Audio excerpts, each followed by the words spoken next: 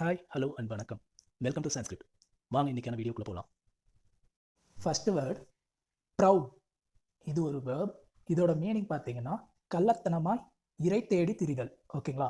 பொதுவாக அந்த விலங்குகள்லாம் இரை தேடும் போது கள்ளத்தனமாக அப்படி வர்றதை தான் ப்ரவுல் அப்படின்னு சொல்கிறோம். இப்போ எக்ஸாம்பிள் பார்க்கலாம். The cat began to prowl around the garden searching for mice. பூனை எலிகளை தேடி தோட்டத்தை சுற்றி அலைய ஆரம்பித்தது. அப்போ ப்ரவுல் அப்படின்னா என்ன அர்த்தம்னா கள்ளத்தனமாக இரை தேடி திரிகிறது. ஓகேங்களா? Second word stoutly. இது ஒரு அட்வர்ப். இதோட மீனிங் பார்த்தீங்கன்னா திடமாக, அதாவது ஸ்ட்ராங்காக இருக்கிறது, உறுதியாக ஸ்ட்ராங்காக இருக்கிறத ஸ்டவுட்லி அப்படின்னு சொல்லுவோம். இப்போ எக்ஸாம்பிள் பார்க்கலாம். Despite the challenges he stoutly defended his position in the debate. சவால்கள் இருந்த போதிலும் அவர் விவாதத்தில் தனது நிலைப்பாட்டை உறுதியுடன் பாதுகாத்தார். அப்போ ஸ்டவுட்லி அப்படின்னா என்ன அர்த்தம்னா திடமாக, உறுதியாக, ஸ்ட்ராங்காக இருக்கிறத ஸ்டவுட்லி அப்படின்னு சொல்கிறோம். Third word steadfast. இது ஒரு அப்ஜெக்டிவ். இதோட மீனிங் பார்த்தீங்கன்னா ப்ரீவியஸ் வேர்டு மாதிரியே தான் உறுதியான, ஸ்ட்ராங்கான அந்த மாதிரியான அர்த்தம். ரிலேஷன்ஷிப்பில் இணை பிரியாத அப்படின்ற மாதிரி வரும். ஓகேங்களா? இப்போ எக்ஸாம்பிள் பார்க்கலாம். She remind steadfast in her support for the community project. சமூக திட்டத்திற்கான தனது ஆதரவில் அவள் உறுதியாக இருந்தார். அப்போ ஸ்டெட்ஃபாஸ்ட் அப்படின்னா உறுதியாக இருக்கிறது. ஓகேங்களா? Fourth word கன்வீன்.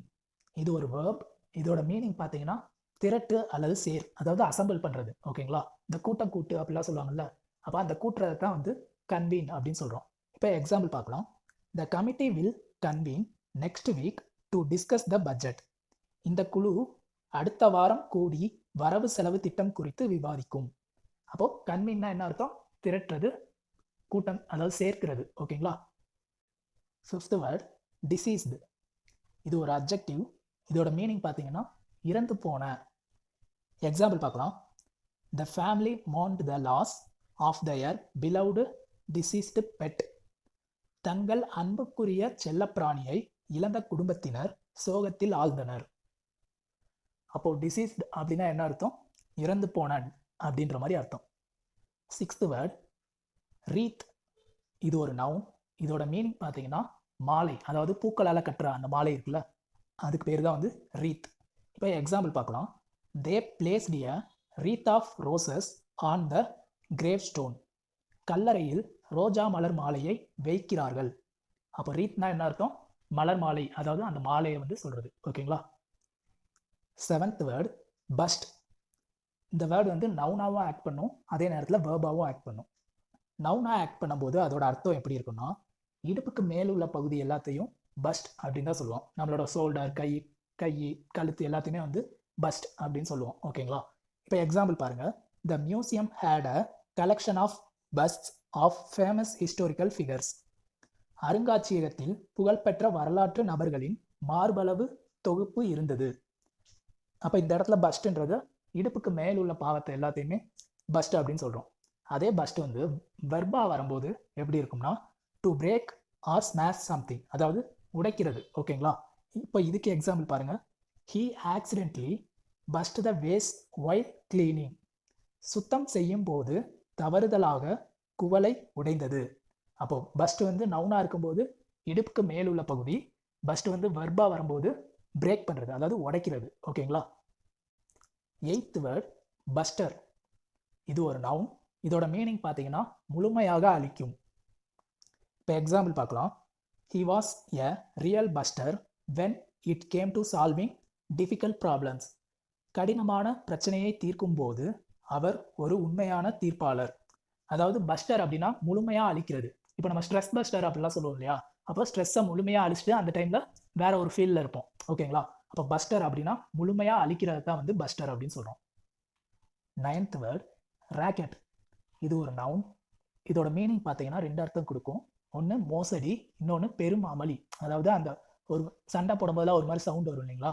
அந்த மாதிரி சவுண்டு, இல்லைன்னா ஒரு வயலன்ஸ் மாதிரியான சவுண்டை ராக்கெட் அப்படின்னு சொல்கிறோம். இப்போ எக்ஸாம்பிள் பார்க்கலாம்.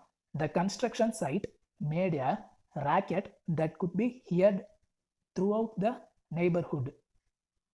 கட்டுமான தளத்தில் ஒரு பெரும் அமளி உருவாகியது, அது அக்கம் பக்கம் முழுவதும் கேட்கக்கூடிய அளவில் இருந்துச்சு. ஓகேங்களா?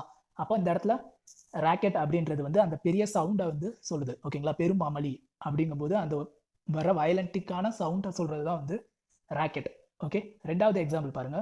த police worked to dismantle the drug racket operating in the city.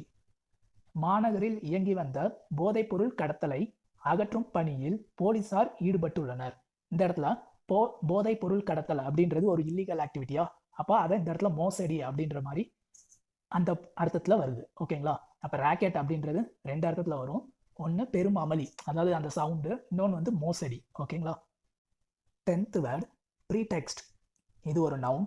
இதோட மீனிங் பார்த்தீங்கன்னா ஃபால்ஸ் ரீசன், அதாவது சாக்கு போக்கு கொடுக்குறது, இல்லைன்னா பாசாங் பண்ணுறது. எதுக்கு எடுத்தாலும் ஏதாவது ஒரு எக்ஸ்கியூஸ் சொல்லி வேலையை செய்யாமல் அப்படியே ஓபி அடிக்கிறது தான் வந்து ப்ரீடெக்ஸ்ட் அப்படின்னு சொல்கிறோம். இப்போ எக்ஸாம்பிள் பாருங்கள். The argument was just a pretext. The real issue was something else entirely. இந்த வாதம் ஒரு சாக்கு போக்கு மட்டுமே, உண்மையான பிரச்சனை முற்றிலும் வேறானது. அப்போ ப்ரீடெக்ஸ்ட் அப்படின்னா என்ன அர்த்தம்? சாக்கு போக்கு, அதாவது ஃபால்ஸ் ரீசன். ஓகேங்களா? பொய்யான காரணத்தை தான் வந்து ப்ரீடெக்ஸ்ட் அப்படின்னு சொல்கிறோம். Hit subscribe, stay updated with Sanskrit insights.